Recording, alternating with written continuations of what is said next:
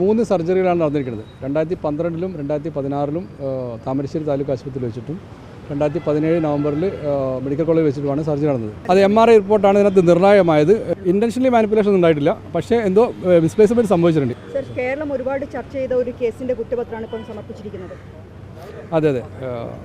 എത്ര പേജുകളാണ്, സാക്ഷികൾ എത്രയാണ്, ഏതൊക്കെ രേഖകളാണ് സമർപ്പിക്കപ്പെട്ടുള്ളത്? 60 സാക്ഷികളാണുള്ളത്. നമ്മുടെ കുറ്റപത്രത്തിൽ 60 സാക്ഷികളാണുള്ളത്. ഏകദേശം 40ഓളം രേഖകൾ നമ്മൾ ബന്ധവസ്ഥയെടുത്തിട്ടുണ്ടായിരുന്നു. ഏകദേശം 750 പേജുള്ള ഒരു കുറ്റപത്രമാണ് തയ്യാറാക്കി കൊടുത്തിരിക്കുന്നത്. 750.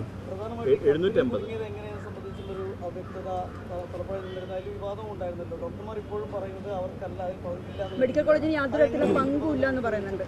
ഇതിനകത്ത് 3 സർജറികളാണ് നടന്നിരിക്കുന്നത്. 2012-ലും 2016-ലും താമരശ്ശേരി താലൂക്ക് ആശുപത്രിയിൽ വെച്ചിട്ടും 2017 നവംബറിൽ മെഡിക്കൽ കോളേജിൽ വെച്ചിട്ടുമാണ് സർജറി നടന്നത്.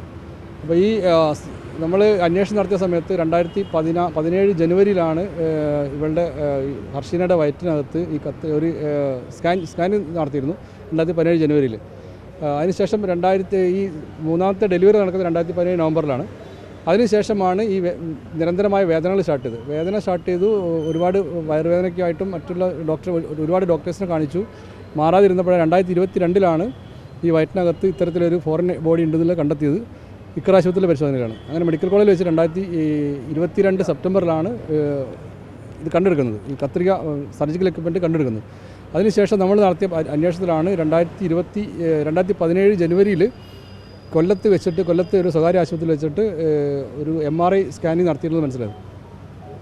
നേരത്തെ നടന്ന ഡിപ്പാർട്ട്മെൻറ്റിൻ്റെ അന്വേഷണങ്ങളൊന്നും ഈ അർഷീന സത്യത്തിൽ ഇത് പറയാൻ വിട്ടുപോയതാണ്. ഇങ്ങനെ ഒരു നടത്തിയ കാര്യം ഒരുപാട് ഡോക്ടർമാരെ കാണിച്ച് ഒരുപാട് ചികിത്സ നടത്തിയുകൊണ്ട് പ്രത്യേകമായിട്ട് ഇത് പറയാൻ വിട്ടുപോയിരുന്നു. പക്ഷേ നമ്മളവിടെ കൃത്യമായിട്ട് പറഞ്ഞു. നമുക്ക് ആദ്യം ഒരു സംശയം ഉണ്ടായിരുന്നു എൻ്റെ ആധികാരികതയെക്കുറിച്ച്. മറ്റുള്ളവരോട് പറയാത്തൊരു ഇൻഫർമേഷൻ നമ്മളോട് പറഞ്ഞൊരു ആധികാരികതയെക്കുറിച്ച് സംശയം ഉണ്ടായിരുന്നു.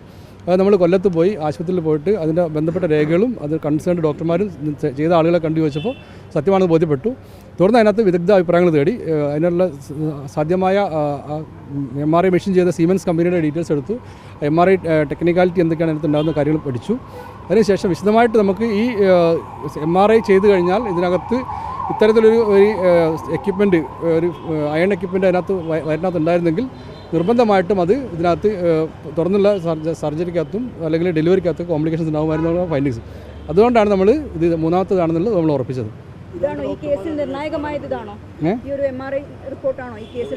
അത് MRI റിപ്പോർട്ടാണ് ഇതിനകത്ത് നിർണായകമായത്. കാരണം ഇതിനകത്ത് നമ്മളെ ഈ മെഡിക്കൽ ബോർഡ് നമ്മൾ റിപ്പോർട്ട് കൊടുത്തപ്പോഴും അതിനകത്ത് അവർ പറഞ്ഞത് ഡോക്ടർമാരുടെ ഭാഗത്ത് നെഗ്ലിജൻസ് ഉണ്ടായിട്ടുണ്ട്. പക്ഷേ അത് എവിടെ നിന്നാണ് കണ്ടെത്താൻ പറ്റില്ല എന്നാണ് അവർ പറഞ്ഞത്. പക്ഷേ നമ്മുടെ ഫൈൻഡിങ്സിലാണ് നമുക്ക് ഈ MRI തെളിവ് വെച്ചാണ്, ശാസ്ത്രീയ പരിശോധന അടിസ്ഥാനത്തിലാണ് നമുക്ക് ഇത് ഇവിടെ വെച്ചാണ് നമ്മൾ കണ്ടെത്താൻ പറ്റിയത്. അതിനകത്ത് ഹർഷീന കൊടുത്ത പരാതിക്കകത്ത് 3 പേരായിരുന്നുണ്ടായിരുന്നു. ഹർഷീനക്ക് അറിയില്ലായിരുന്നു. ഹർഷീന കൊടുത്ത പരാതിക്കകത്ത് അന്നത്തെ സൂപ്രണ്ടായിരുന്ന IMC സൂപ്രണ്ടായിരുന്ന ശ്രീകുമാർ സാറും പിന്നെ വീരേന്ദ്ര ഡോക്ടർ ഗൈനക്കോളജിൻ്റെ ഹെഡും പിന്നെ സർജിക്കൽ എക്യുപ്മെൻറ്റ് പുറത്തെടുത്ത ഡോക്ടർ സജല, ഇവർ 3 പേരെ പ്രതിയാക്കിക്കൊണ്ടാണ് പരാതി കൊടുത്തത്. പക്ഷേ നമ്മൾ അന്വേഷണത്തിനകത്ത് അവർക്ക് ഇതിനകത്ത് പങ്കില്ല എന്നും പിന്നീട് ഈ കാരണം കണ്ടെടുത്ത ആളല്ലല്ലോ അത് പ്രതിയാവുന്നത്, ഈ എക്യുപ്മെൻറ്റ് സർജറി നടത്തിയ സമയത്തുണ്ടായിരുന്ന ആളുകളാണ് ഇന്ന് പ്രതിയായി വരുന്നത്. അതുകൊണ്ട് തന്നെ ആ 3 പേരെയും പ്രതിസ്ഥാനത്ത് മാറ്റിയിട്ട് നമ്മൾ ഈ ഡോക്ടർ രമേശിനെയും രഹന, സജന, പിന്നെ ഷഹാന ആൻഡ് മഞ്ജു, ഈ 4 പേരെയും പ്രതികളാക്കിയിട്ടാണ് നമ്മൾ കുറ്റപത്രം സമർപ്പിച്ചിരിക്കുന്നത്. അതെ, മെഡിക്കൽ നെഗ്ലിജൻസ് ആണ്. 338 IPC പ്രകാരമുള്ള വകുപ്പുകളാണ് ഇതിനകത്ത് ചേർത്തിരിക്കുന്നത്. മെഡിക്കൽ നെഗ്ലിജൻസ് ആണ് ചെയ്തിരിക്കുന്നത്. കിട്ടിയിട്ടുണ്ട്. തീർച്ചയായിട്ടും അതാണ് നമ്മൾ ശാസ്ത്രീയമായ തെളിവുകൾ ശേഖരിച്ചിട്ടുണ്ട്. ഇവരുടെ ഡ്യൂട്ടി ആ സമയത്ത് ഒരു ഡ്യൂട്ടിയിൽ പ്രസന്റ് ആയ രേഖകൾ എടുത്തിട്ടുണ്ട്, അവിടെ അറ്റൻഡൻസ് എടുത്തിട്ടുണ്ട്.